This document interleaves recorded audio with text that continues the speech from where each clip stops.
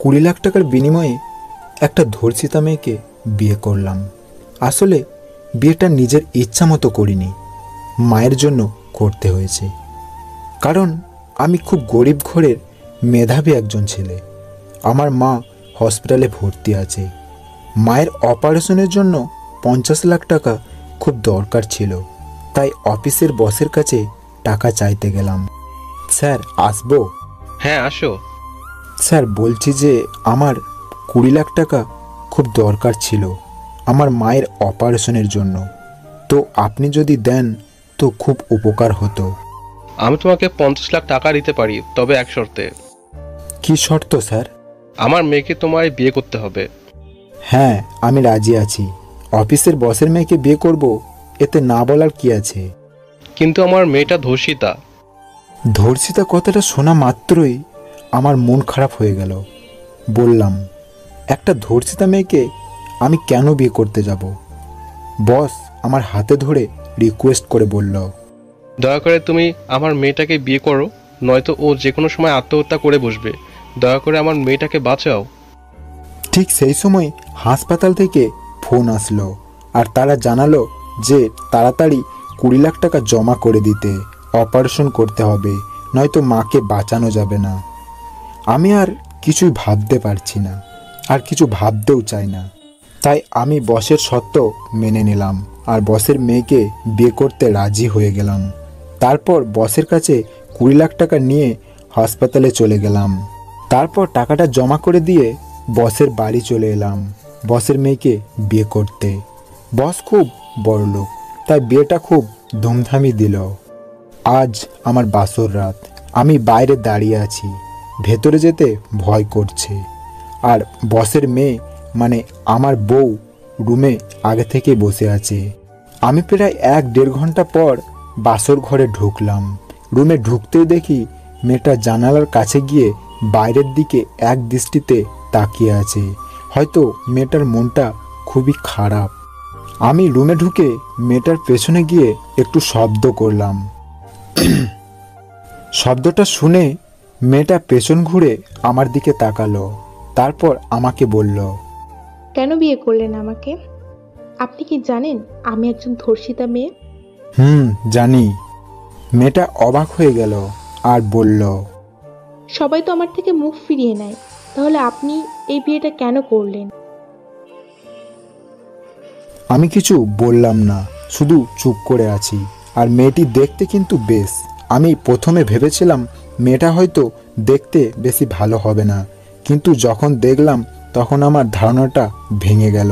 আর ওর নামটা জানতে খুব ইচ্ছে করছে, তাই আমি বললাম, আপনার নামটা কি জানতে পারি? আমার নাম নীলাম। মনে মনে বললাম, নামটা কিন্তু বেশ। তারপর বললাম, নীলা যান, আপনি শুয়ে পড়ুন। আর কেন এই বিয়েটা করলাম তা অন্য একদিন বলবো। তারপর দুজনে শুয়ে পড়লাম, নীলা বেডে আর আমি সোফায় শুলাম। খুব সকালে আমি ঘুম থেকে উঠে পড়লাম। তারপর বাথরুমে গেলাম ফ্রেশ হতে। ফ্রেশ হওয়ার পর বাথরুম থেকে যেই ঘরে ঢুকেছি ঠিক তখনই নীলার মায়াবী মুখটা আমার নজরে এলো। নীলা এখনও ঘুমিয়ে আছে। কি সুন্দর লাগছে নীলাকে, চুলগুলো এলোমেলো হয়ে আছে। নীলার মুখটা কি মায়াবী লাগছে, দেখে মনে হচ্ছে এক টুকরো চাঁদ যেন হাসছে। আমি নীলার দিক থেকে চোখ ফেরাতে পারছিলাম না। আমি একভাবে নীলার দিকে তাকিয়েছিলাম। হঠাৎ নীলা চোখ খুলে ফেলল আর ও দেখে ফেলল যে আমি ওর দিকে তাকিয়ে আছি। আমি একটু লজ্জা পেলাম আর মনে মনে বলছি, একমাত্র ওপরওয়ালাই জানে যে নীলা কি ভাবলো আমায়। তাই আমি রুমের বাইরে চলে আসলাম আর নীলা বাথরুমে গেল। এদিকে আমার বস মানে নীলার বাবা আমাকে আর নীলাকে খাবার খেতে খাবার টেবিলে ডাকছে। তাই দুজনে খাবার টেবিলে চলে গেলাম খাবার খেতে। খাবার খেতে খেতে নীলার বাবা আমাকে বলল, রোহিত, আজ থেকে তোমাকে আর চাকরি করতে হবে না। কিন্তু কেন বাবা? তোমাকে এই ছোট্ট চাকরিটা আর করতে হবে না। অফিস আমি সামলে নেব। তুমি শুধু আমার মেয়েটাকে সময় দাও, ওকে নিয়ে কোথাও ঘুরতে যাও। ঠিক আছে বাবা, তাই হবে। আচ্ছা বাবা, আমার মা কেমন আছে? তোমার মায়ের অপারেশন হয়ে গেছে, উনি এখন খুবই সুস্থ আছেন। আমি কথাটা শুনে খুবই খুশি হলাম। তাই আমি নীলার বাবাকে বললাম, আমি হাসপাতালে যাব আমার মাকে দেখতে। যাও, গিয়ে দেখে আসো। আমি খাবার শেষ করে রুমে চলে আসলাম আর রেডি হচ্ছিলাম হাসপাতালে যাব বলে। হঠাৎ পেছন থেকে নীলা আমাকে বলে উঠল, একটা রিকোয়েস্ট করব, রাখবেন? পেছন ফিরে দেখি নীলা দাঁড়িয়ে আছে আমার পেছনে। তারপর আমি বললাম, বলুন, অবশ্যই রাখবো। আমি আপনার সাথে আপনার মাকে দেখতে যাব। আমায় নিয়ে যাবেন? পারবেন তো যেতে? পারবো। ঠিক আছে, চলুন। নীলার বাবা আমাকে একটা গাড়ি দিয়েছে, গাড়িটা বের করলাম আর নীলাকে সাথে নিয়ে হাসপাতালের দিকে রওনা দিলাম। মাঝ রাস্তায় খেয়াল করলাম নীলা ঘুমিয়ে পড়েছে, ওর মাথাটা আমার কাঁধে রেখেছে। আমি আর ওকে ডাকলাম না, ওকে দেখতে আমার খুব ভালো লাগছিল। হাসপাতালে প্রায় পৌঁছে গেছি, তাই আমি নীলার কানের কাছে গিয়ে আস্তে করে বললাম, এই যে শুনছেন, হাসপাতালে এসে গেছি। নীলা চোখ খুলে ওর মাথাটা আমার কাঁধে দেখে একটু লজ্জা পেল। চলুন, আমরা হাসপাতালে চলে এসেছি। তারপর ভেতরে গিয়ে মায়ের সাথে দেখা করলাম। নীলাকে দেখিয়ে বললাম, মা, আমি বিয়ে করেছি। তারপর নীলা গিয়ে মায়ের পায়ে ধরে সালাম করলো। মা খুব খুশি হয়েছে আমার বিয়ের কথা শুনে। তাই মা বলল, কি সুন্দর হয়েছে আমার বৌমা। এসো মা, এখানে এসে বসো। তারপর নীলা আর মা দুজনে কথা বলতে লাগলো। মা আর নীলাকে দেখে মনে হচ্ছে ওরা দুজন একে অপরের খুব পরিচিত। আমি মাকে বললাম, মা, কাল তোমাকে এখান থেকে নিয়ে যাব। ঠিক আছে বাবা, এখন অনেক রাত হয়ে গেছে, তোরা বাড়ি ফিরে যা। ওকে মা, যাচ্ছি। আমরা দুজন মায়ের থেকে বিদায় নিলাম আর বাড়ির দিকে রওনা দিলাম। মাঝ রাস্তায় এসে গাড়ি থামালাম। কি ব্যাপার, এখানে গাড়ি থামালেন যে? গাড়ি থেকে নামুন। নীলা গাড়ি থেকে নামলো। চলুন, ফুচকা খাবো। চলুন। আমরা দুজনে ফুচকা খাচ্ছি। খেতে খেতে আমি নীলাকে জিজ্ঞাসা করলাম, আপনার জীবনে এত বড় সর্বনাশ কিভাবে হলো? নীলা কিছু বলল না, শুধু মাথাটা নিচু করে কান্না করতে লাগলো। নীলা অঝোর ধারায় কান্না করছে। কি হলো, কাঁদছেন কেন? নীলার কান্নার আওয়াজ আরও বেশি হতে থাকলো। আমি বুঝতে পারছি না নীলা এইভাবে কাঁদছে কেন। তাই নীলাকে বললাম, থাক, কিছু বলতে হবে না, চলুন আমরা বাড়ি ফিরে যাই। নীলাকে নিয়ে গাড়িতে উঠে পড়লাম, কিন্তু নীলার কান্না তখনও কমেনি। ও পুরো রাস্তা কান্না করতে করতে আসছে। আমি নিজেই নিজেকে প্রশ্ন করছি, কেন যে নীলার থেকে এই কথাটা জানতে গেলাম। মেয়েটার মনটা খারাপ করে দিলাম। নীলার কান্না দেখে আমার খুব খারাপ লাগছে। আমরা বাড়িতে এসে গেলাম। নীলা বাড়ি এসে বাথরুমে চলে গেল ফ্রেশ হতে। আমি রুমে বসে আছি আর মনে মনে ভাবছি নীলা কথাটা বলতে গিয়ে কেন এত কাঁদছিল। বিষয়টা আমার মাথায় ঢুকছে না। নীলা বাথরুম থেকে বেরিয়ে এলো আর আমি বললাম, আমি দুঃখিত। কিসের জন্য? আপনার মনটা খারাপ করে দেওয়ার জন্য। আর আপনাকে ওই কথাটা আমার জিজ্ঞাসা করা উচিত হয়নি। ঠিক আছে, যান, আপনি শুয়ে পড়ুন, অনেক রাত হয়েছে।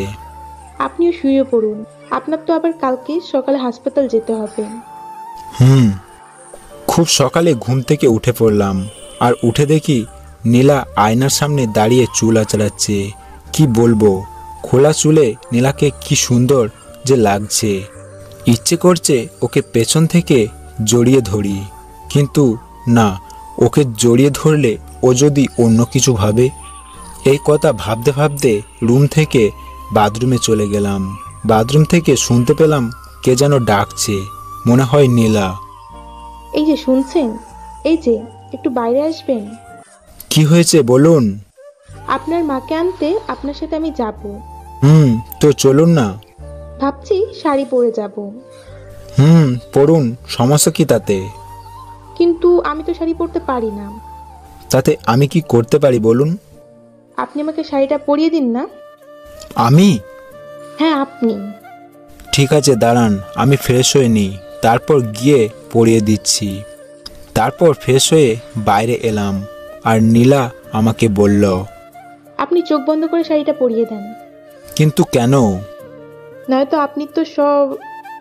আর বলতে হবে না, আমি সব বুঝতে পেরেছি। তাই আমি চোখ দুটো বন্ধ করে নীলাকে শাড়িটা পরিয়ে দিলাম। নীলা খুব খুব খুশি হলো। চলুন এবার যাওয়া যাক।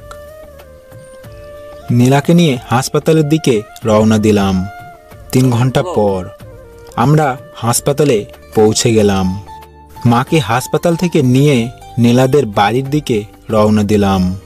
কিছুক্ষণ পর নীলাদের বাড়ি চলে আসলাম। আমি রুমে বসে আছি। কিছুক্ষণ পর মা আমাকে বলল, আমি গ্রামে ফিরে যেতে চাই। ঠিক আছে মা, আমি নীলার বাবার সাথে কথা বলি। তারপর নীলার বাবার সাথে কথা বলতে গেলাম। বলছি যে বাবা, আমার মা এখানে থাকবে না বলছে, উনি গ্রামে ফিরে যেতে চাইছেন। তাই আমি ঠিক করেছি যে কাল আমি মাকে নিয়ে গ্রামে ফিরে যাব। ঠিক আছে বাবা, তাই করবে তুমি, কিন্তু তোমার সাথে নীলাকে নিয়ে যাও। পরের দিন আমি, মা আর নীলা গ্রামের দিকে রওনা দিলাম। কিছুক্ষণ পর গ্রামে ফিরে আসলাম। আমি নীলাকে আমার বাড়ির আশেপাশের প্রতিবেশীদের সাথে পরিচয় করিয়ে দিলাম। রাতের বেলা উঠোনে চাঁদের আলোতে বসে আছি। নীলাও আমার পাশে এসে বসলো আর আমাকে বলল, সেদিন আপনি জানতে চেয়েছিলেন না আমার এত বড় সর্বনাশ কিভাবে হয়েছিল? তাহলে শুনুন আমার সর্বনাশের কথা। আমি খুবই সাধারণ একটা মেয়ে ছিলাম। যদিও আমার বাবা অনেক টাকা ছিল, তবু আমি সাধারণভাবে জীবনযাপন করতে পছন্দ করতাম। একটা ছেলেকে আমি নিজের চাইতেও বেশি ভালোবাসতাম, নিজের চাইতেও বেশি বিশ্বাস করতাম। সেই দিনটা ছিল শনিবার। ও আমাকে বলেছিল ঘুরতে নিয়ে যাবে আমাকে নিয়ে। তাই আমি আর 7-5 না ভেবে ওর সাথে ঘুরতে চলে গেছিলাম। ও আমাকে ঘোরার নাম করে গাড়িতে করে একটা নির্জন জায়গায় নিয়ে গেছিল। সেখানে ওর বন্ধুরা আগে থেকেই দাঁড়িয়েছিল। তারপর ওরা সবাই মিলে। এই পর্যন্ত বলে থেমে গেল। আমি বললাম, আর বলতে হবে না, আমি বুঝে গেছি। নীলা কথাগুলো শেষ করে খুব কাঁদতে লাগলো। নীলার 2 চোখ দিয়ে যেন বৃষ্টির মতো জল পড়ছে। আমি নীলাকে বললাম, প্লিজ কাঁদবেন না আপনি, আপনি কাঁদলে আমার খুব খারাপ লাগে। নীলার কান্না যেন কোনোভাবেই থামছে না। দেখুন, আপনার সাথে যা হয়েছে তাতে আপনার কোনো দোষ নেই। আপনি কাউকে বিশ্বাস করেছিলেন, সে আপনার বিশ্বাসের মর্যাদা দিতে পারেনি। ওরা হলো মানুষরূপী জানোয়ার, যারা মেয়ে দেখলেই হিংস্রের মতো ঝাঁপিয়ে পড়ে। তো আপনি পুলিশের কাছে যাননি? না, যায়নি। কিন্তু কেন? গিয়ে কি হতো? এতে তো আমার কলঙ্কের বোঝা আরো বেড়ে যেত। কাজটা আপনি একদম ঠিক করেননি। এইভাবে ওদের ছেড়ে দিলে ওরা আপনার মতো আরও অনেক নীলার জীবন নষ্ট করে দেবে। নীলা আর কিছু বলল না, মাথাটা নিচু করে রইল। ঠিক সেই সময় মা আমাদের ডাকলেন। রোহিত, রোহিত, বাবা বৌমাকে নিয়ে খেতে আয়, রান্না হয়ে গেছে। হ্যাঁ মা, আমরা আসছি। নীলাকে নিয়ে খাবার ঘরে চলে গেলাম। আজ দেখলাম মা অনেক কিছু রান্না করেছে। আর নীলা এত ভালো ভালো রান্না দেখে খুবই অবাক হয়ে গেল আর মাকে বলল, মা, আপনি আমাকে এগুলো রান্না করে শিখিয়ে দেবেন? কেন শিখাবো না মা, অবশ্যই শিখিয়ে দেব। তুমি আমার ছেলের বউ, আমার মেয়ের মতো। নীলা নিজের হাতে ভালো করে খেতে পারে না, ওর বাড়িতে ওর বাবা খাইয়ে দেয়। তাই আমার মা নীলাকে খাইয়ে দিচ্ছিল।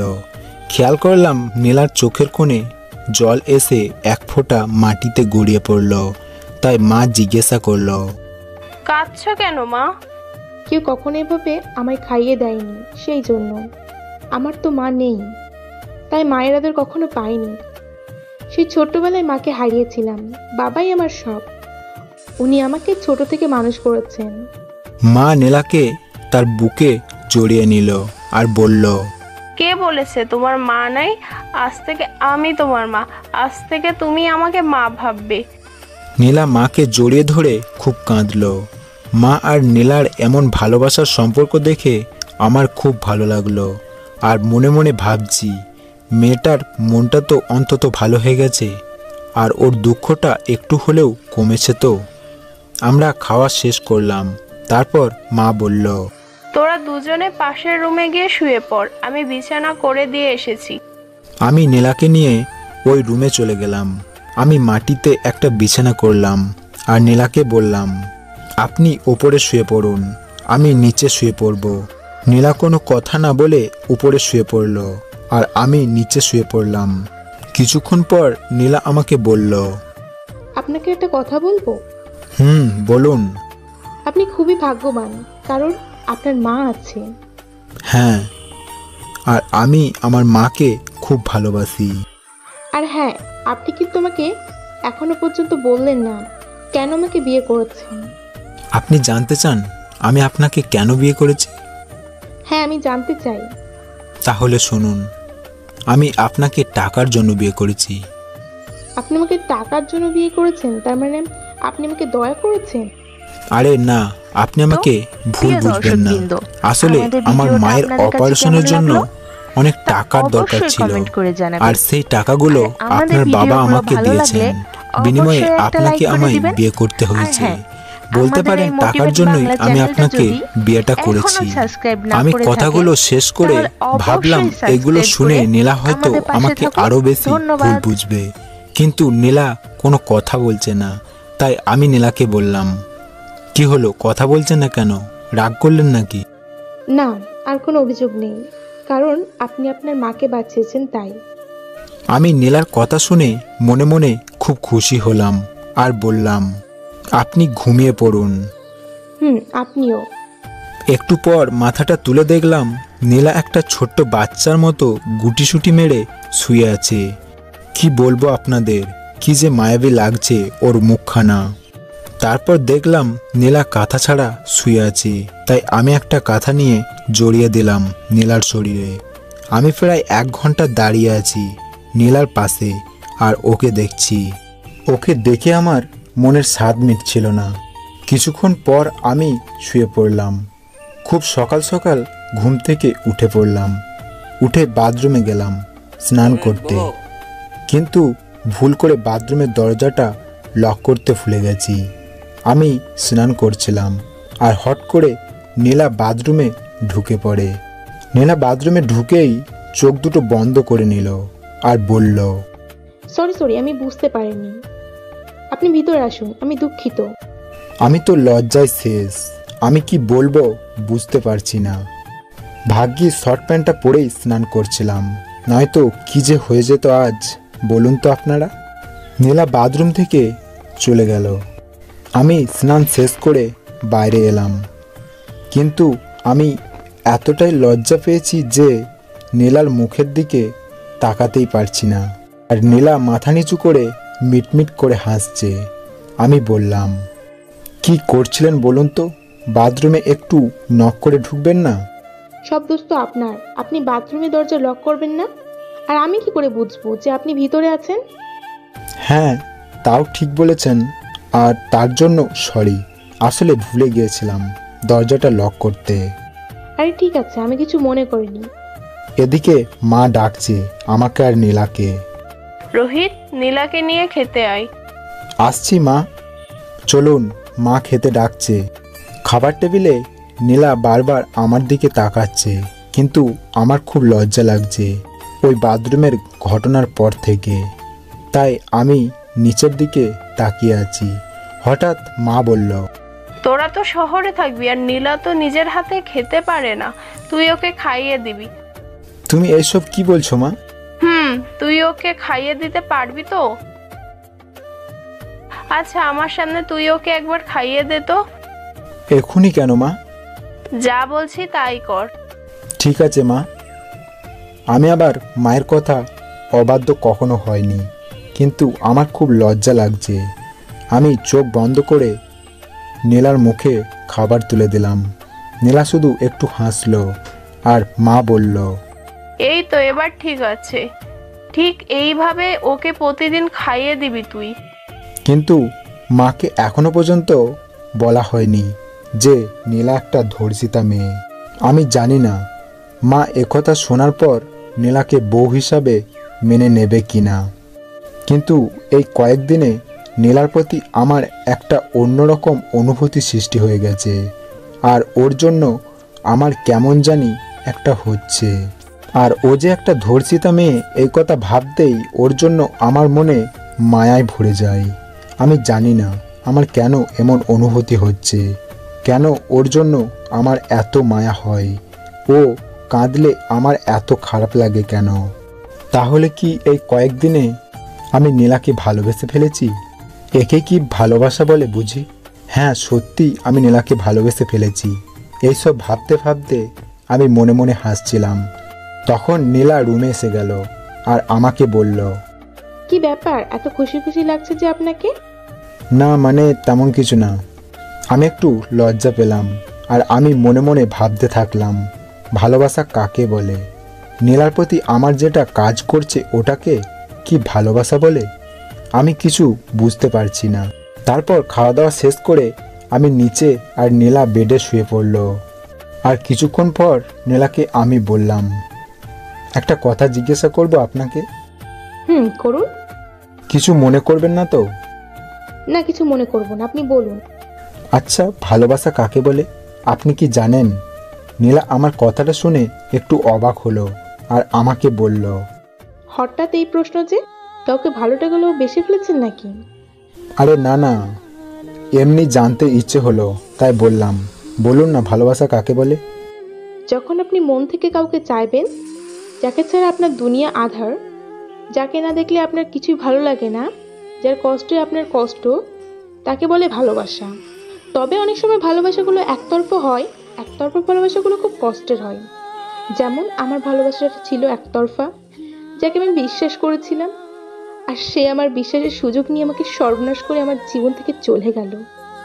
এই কথাগুলো বলেই নীলা মাথাটা নিচু করে রইল। আমি মনে মনে ভাবলাম, মেয়েটার মনটা আবার খারাপ হয়ে গেল। তারপর আমি নীলাকে বললাম, মন খারাপ করবেন না প্লিজ।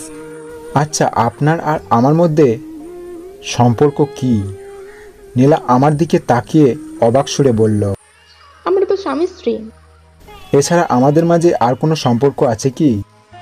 আছে তো। কিসের সম্পর্ক? আমরা দুজন দুজনের খুব ভালো বন্ধু। শুধু বন্ধু? কেন, কি ভেবেছিলেন আপনি? না, কিছু না। দেখলাম নীলা মুচকি মুচকি হাসছে। আমি আর কিছু বললাম না, আবার শুয়ে পড়লাম। খুব সকালে ঘুম থেকে উঠে পড়লাম, উঠে বাথরুমে গেলাম ফ্রেশ হতে। বাথরুম থেকে এসে দেখি নীলা উঠে গেছে। তারপর নীলা আমায় বলল, একটা কথা বলবো? বলুন। বলছি, আমি আপনাদের গ্রামটা ঘুরে দেখতে চাই। ঠিক আছে, চলুন। তারপর সকালের খাবার খেয়ে নীলাকে নিয়ে গ্রাম ঘুরতে বেরোবো ভাবছি। ঠিক সেই সময় মা এসে বলল, রোহিত, তোর বড় মামা ঘাটে এসে দাঁড়িয়ে আছে, যা ওনাকে নিয়ে আয়। আমি যাব মা? হ্যাঁ, তুই ছাড়া আবার কে যাবে? ঠিক আছে মা, যাচ্ছি। এদিকে নীলাও আবার গ্রাম ঘুরে দেখব বলছে, আবার ওদিকে বড় মামা ঘাটে এসে বসে আছে। কি যে করি এখন? আসলে আমার বিয়ের কথা শুনে বড় মামা আমাদের বাড়িতে আসছে, তাই আমি কাকার মেয়ে রুমিকে বললাম, রুমি, রুমি, কোথায় রে? কি ভাইয়া? এদিকে আয় একবার। বল ভাইয়া। যা, তুই তোর বৌদিকে গ্রামটা ঘুরিয়ে দেখিয়ে নে আয় তো। আমি বড় মামাকে আনতে যাব, আর কিছুক্ষণ সময়ের মধ্যেই চলে আসব। ঠিক আছে ভাইয়া, তুমি নিশ্চিন্তে যাও। আমি ভাবিকে নিয়ে ঘুরতে বেরোবো, পুরো গ্রামটা ভাবিকে ঘুরিয়ে দেখাবো। ঠিক আছে, যা, আমি বেরোই। আমি বড় মামাকে আনতে ঘাটে চলে আসলাম। 1 ঘন্টা পর বড় মামাকে নিয়ে বাড়ি ফিরলাম। বাড়িতে ফিরেই দেখলাম রুমি বাইরে বসে আছে। আমি ওকে জিজ্ঞাসা করলাম, কি রে, ঘুরতে যাসনি তোর ভাবিকে নিয়ে? গিয়েছিলাম রাস্তায়, কিছু ছেলে আমাদের পথ আটকিয়ে দাঁড়িয়েছিল আর আজে বাজে ভাষা আমাদের সাথে কথা বলছিল। নীলা কোথায়? ভাবি মন খারাপ করে ঘরে বসে আছে। ছেলেগুলো এখন কোথায় আছে? বড় রাস্তার ধারে বসে আছে।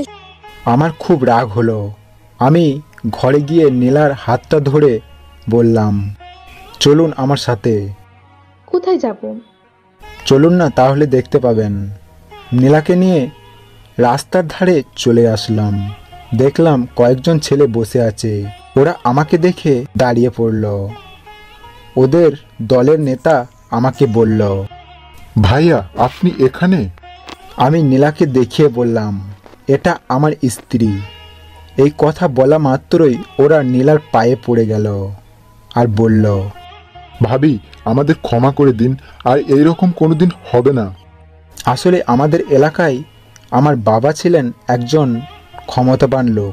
যদিও বাবা আর আমাদের মধ্যে নেই, কিন্তু বাবার আদর্শে সবাই আমাকে ভয় পায়। নীলা আমাকে বলল, ওদের ক্ষমা করে দিন। দেখ ভাই, নেক্সট টাইম যদি কেউ ওর দিকে চোখ তুলে তাকাস, তার চোখ তুলে নেব, এটা আমি বলে দিলাম। নীলা শুধু বারবার আমার দিকে তাকাচ্ছে। আমি নীলাকে নিয়ে বাড়ি ফিরে এলাম। নীলা আমাকে বলল, একটা কথা জিজ্ঞাসা করব? করুন। ওরা আমাকে ডিস্টার্ব করায় আপনার এত রাগ হলো কেন? আমি চুপ করে আছি আর মনে মনে ভাবছি, আমি যে আপনাকে খুব ভালোবেসে ফেলেছি, কিন্তু বলতে পারছি না। আমার খুব ভয় করছে। অবশেষে নীলার ডাকে আমার হুঁশ এলো। কি হলো? কি ভাবছেন? এই যে কি হলো, কিছু বলুন। কই কই কই কিছু না তো।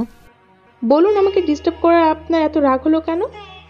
আপনি আমার স্ত্রী, আপনার প্রতি আমার একটা দায়িত্ব আছে না? আর আপনার খেয়াল রাখা আমার দায়িত্ব। কারণ আপনার কিছু হলে আমি যে আপনি যে মানে? থেমে গেলেন কেন? আপনার কিছু হলে আপনার বাবাকে আমি কি জবাব দেব? ও আচ্ছা, তাই বলুন। আমি তো অন্য কিছু ভেবেছিলাম। কি ভেবেছিলেন আপনি? না, কিছু না।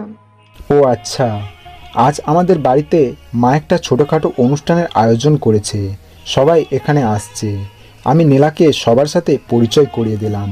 নীলা আজ খুব খুশি হলো সবার সাথে পরিচয় হয়ে।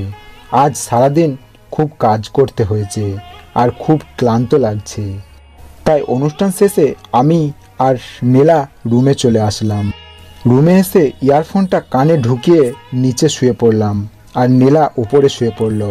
আর নীলা আমাকে বলল, আপনাকে একটা কথা বলার ছিল। আপনার পুরো পরিবারটা খুব ভালো। আমি আপনার পরিবারের একজন সদস্য হতে চাই। রোহিত বাবু, আপনি কি আমাকে আপনার পরিবারের একজন বানাবেন? কি গো, কথা বলছো না কেন? নীলা মাথাটা উঠিয়ে দেখতে পাই আমি ঘুমিয়ে পড়েছি। নীলা বুঝতে পারে আমি নীলার একটাও কথা শুনতে পাইনি। নীলা আমার দিকে অনেকক্ষণ তাকিয়েছিল আর মনে মনে বলছিল, এতটা ভালো মানুষ কি করে হয়?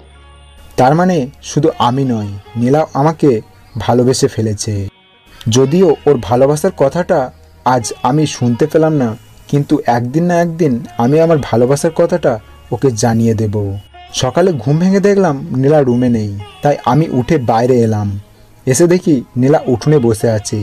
তাই আমি ফ্রেশ হতে গেলাম। ফ্রেশ হয়ে দেখি নীলা আমার কাছে এসে বলল, বলছি একটা কথা বলবো? বলুন। বলছি আমার বাবার জন্য খুব মন খারাপ করছে। আমি আমার বাড়ি যাব বাবাকে দেখতে। ঠিক আছে, আমি মায়ের সাথে কথা বলি। তারপর আমি মায়ের সাথে কথা বললাম। বলছি, মা, নীলা শহরে যাবে বলছে ওর বাবাকে দেখতে, তো তুমি কি বলো? এতে না বলার কি আছে? তুই বৌমাকে নিয়ে আজই শহরের উদ্দেশ্যে বেরিয়ে পড়। ঠিক আছে মা। তাই আমি এসে নীলাকে বললাম, নীলা, সব গুছিয়ে নিন, আমরা আজই শহরে যাব বাবাকে দেখতে। কথাটা শুনে নীলা এতটাই খুশি হলো যে আনন্দে আমাকে জড়িয়ে ধরল। আমার সমস্ত শরীর কাঁপতে লাগলো। আমার পা থরথর করে কাঁপছে। আমি নীলাকে বললাম, কি কি কি করছেন নীলা? নীলা একটু লজ্জা পেল আর জিভে কামড় দিয়ে বলল, সরি, আমি তো আপনাকে এমনিই জড়িয়ে ধরেছি। আমি বুঝতে পেরেছি। নীলার মুখটা লজ্জায় লাল হয়ে গেছে। তারপর আমি আর নীলা মায়ের কাছ থেকে বিদায় নিয়ে শহরের উদ্দেশ্যে বেরিয়ে পড়লাম। নীলা আর আমি আমাদের গাড়ি করে যাচ্ছি। মাঝ রাস্তায় গাড়ি থামালাম আর নীলার জন্য অনেকগুলো চকলেট কিনলাম। চকলেটগুলো দেখে নীলা খুব খুশি হলো। তারপর আবার বেরিয়ে গেলাম। কিছুক্ষণ পর আমি গাড়ির ভেতর খেয়াল করলাম নীলা বারবার আমার দিকে তাকাচ্ছে, আর আমিও নীলাকে দেখছি। কিছুক্ষণ পর আমরা শহরে পৌঁছে গেলাম। নীলা ওর বাবাকে দেখে খুব খুশি হলো আর ওনাকে জড়িয়ে ধরে বলল, কেমন আছো বাবা? খুব ভালো আছি রে মা, তোরা কেমন আছিস? আমি খুব ভালো আছি বাবা। নীলার বাবা নীলার হাসি ভরা মুখ দেখে খুব খুশি হলো। ধন্যবাদ রোহিত, তুমি আমার মেয়েটার মন খুব ভালো রেখেছো। দুদিন পর বাইরে খুব বৃষ্টি হচ্ছে, তাই আমি রুমে গেলাম আর গিয়ে দেখলাম নীলা জানালার পাশে দাঁড়িয়ে দাঁড়িয়ে কাঁদছে। তাই আমি জিজ্ঞাসা করলাম, কি হয়েছে নীলা, কাঁদছেন কেন? কই কিছু না তো। না, কিছু তো একটা হয়েছে, তাছাড়া আপনি কাঁদবেনই বা কেন? বলুন আমাকে কি হয়েছে। সেদিনের কথা মনে পড়ে গেল তাই। কোন দিনের কথা? সেই দিনের কথা যেদিন আমার সম্মান হারিয়েছিল। আমি নীলাকে আমার বুকে জড়িয়ে নিলাম আর বললাম, ওইসব ভেবে কি লাভ বলুন তো, যা হওয়ার তা হয়ে গেছে, এতে আপনার তো কোনো দোষ নেই। নীলা খুব কাঁদছে আর আমাকে শক্ত করে জড়িয়ে ধরেছে। আমি নীলার নিঃশ্বাসের শব্দটা শুনতে পাচ্ছি। নীলার প্রত্যেকটা নিঃশ্বাসের বাতাস আমার বুকে লাগছে। আমার অন্য একটা অনুভূতি হচ্ছে। তাই নীলাকে বললাম, যান গিয়ে শুয়ে পড়ুন, অনেক রাত হয়েছে। তাই নীলা গিয়ে শুয়ে পড়ল আর আমি বারান্দায় দাঁড়িয়ে আছি আর মনে মনে ভাবছি, কাল আমি আমার মনের কথা নীলাকে বলে দেব যে আমি আপনাকে ভালোবেসে ফেলেছি। আমার আর তর্স হয়েছে না কখন যে সকাল হবে আর কখন নীলাকে আমি আমার মনের কথা জানাবো। তারপর গিয়ে শুয়ে পড়লাম আর খুব সকালে ঘুম থেকে উঠে পড়লাম। তারপর ফ্রেশ হয়ে মার্কেটে চলে গেলাম, নীলার জন্য একটা শাড়ি কিনলাম। কিন্তু আমি নীলাদের বাড়ি গিয়ে অবাক হলাম। আমি গিয়ে দেখি একটা ছেলে নীলাদের বাড়িতে এসেছে। ছেলেটা বাইরে দাঁড়িয়ে আর একপাশে নীলা দাঁড়িয়ে আছে। নীলা কাঁদছে। তাই আমি নীলার দিকে এগিয়ে গেলাম আর নীলাকে জিজ্ঞাসা করলাম, কি হয়েছে নীলা, আর আপনি এইভাবে কাঁদছেনই বা কেন? আর এই ছেলেটাই বা কে? কেউ কোনো কথা বলছে না। তাই আমি নীলার বাবার কাছে গিয়ে জিজ্ঞাসা করলাম, অন্তত আপনি বলুন কি হয়েছে, আর এই ছেলেটাই বা কে, আর নীলা কেনই বা কাঁদছে? নীলার বাবা বলল, এটাই সেই ছেলে যাকে নীলা ভালোবাসতো আর যে নীলার এত বড় সর্বনাশ করেছিল। নীলার বাবা যা বলল তা শুনে আমার মাথায় আকাশ ভেঙে পড়ল। তাই আমি জিজ্ঞাসা করলাম, ও এখানে কেন এসেছে? ও নীলাকে বিয়ে করতে চাইছে। এই কথাটা শুনে আমার বুকটা কেঁপে উঠল। নীলার বাবা বলল, যদি নীলার সাথে ওর বিয়েটা দেওয়া যায় তাহলে অন্তত নীলা নিজেকে অপরাধী ভাববে না, ওকে স্বামী হতে পারবে। নীলার বাবার কথাগুলো শুনে আমি আমার চোখের জলকে কোনোভাবেই আটকে রাখতে পারছি না। বারবার হাত দিয়ে চোখের জল মুছছি। আমি আমার হাতের শাড়িটা লুকিয়ে ফেললাম। নীলা আমার দিকে একটু করুণ স্বরে তাকালো, কিন্তু আজ আমার বড্ড খারাপ লাগছে। তারপর নীলার বাবা বলল, ছেলেটার সাথে নীলার বিয়ে দিতে আমার কোনো সমস্যা নেই। এবার নীলা তুই দেখ কি করবি। আমি এখন শুধু নীলার দিকে তাকিয়ে আছি আর মনে মনে ভাবছি, হয়তো নীলা ওর বাবার কথায় রাজি হয়ে যাবে। কিন্তু আমার এটা ভেবে খারাপ লাগছে, নীলাকে আমি আমার ভালোবাসার কথাটা জানাতে পারলাম না। আমি আমার মাথাটা নিচু করে আছি। তখন নীলার বাবা বলল, তোমার কি মত মা? নীলা ছেলেটার দিকে এগিয়ে গেল। আমি ভাবলাম জড়িয়ে ধরবে হয়তো, তাই পেছন ঘুরে চলে আসতে থাকলাম। কিন্তু পেছন ঘুরেই প্রচণ্ড জোরে চড়ের একটা শব্দ পেলাম। তাই আবার সামনের দিকে ঘুরে দেখি নীলা ছেলেটার গালে একটা চড় বসিয়ে দিয়েছে আর বলছে, কুত্তার বাচ্চা, আমার এত বড় সর্বনাশ করে এখন আমাকে বিয়ে করতে এসেছিস? তুই কি ভাবলি আমি তোর মতো একটা জানোয়ারকে বিয়ে করব? বাবা, পুলিশকে ফোন দাও আর এই লম্পটটাকে পুলিশকে দিয়ে দাও। পুলিশ এসে ছেলেটাকে ধরে নিয়ে গেল। আমি তো অবাক হয়ে দাঁড়িয়ে আছি আর আমার চোখ থেকে টপটপ করে জল পড়ছে। নীলা এসে আমাকে জড়িয়ে ধরল আর বলল, কি ভেবেছিলেন আমি লম্পটটাকে বিয়ে করব? আমি তো বিয়ে করে ফেলেছি। আর আমার জন্য যে শাড়িটা এনেছে ওটা দেবেন না আমাকে। আমি চোখের জল মুছে অবাক হয়ে জিজ্ঞাসা করলাম, আরে আপনি কি করে জানলেন? আমি সবই জানি। আমি আরও জানি আপনি আমাকে এখন কিছু একটা বলবেন। আমি নীলাকে শক্ত করে জড়িয়ে ধরলাম আর কাঁদতে কাঁদতে বললাম, আমি আপনাকে ভালোবেসে ফেলেছি নীলা, আমি আপনাকে ছাড়া থাকতে পারবো না। আমি আপনাকে ভালোবেসে ফেলেছি। ঠিক এইভাবে সারা জীবন আমাকে জড়িয়ে রাখবেন আপনার বুকে? এইভাবেই আমাদের ভালোবাসার পুরনোর অধ্যায় সমাপ্তি ঘটল আর শুরু হলো এক নতুন ভালোবাসার অধ্যায়।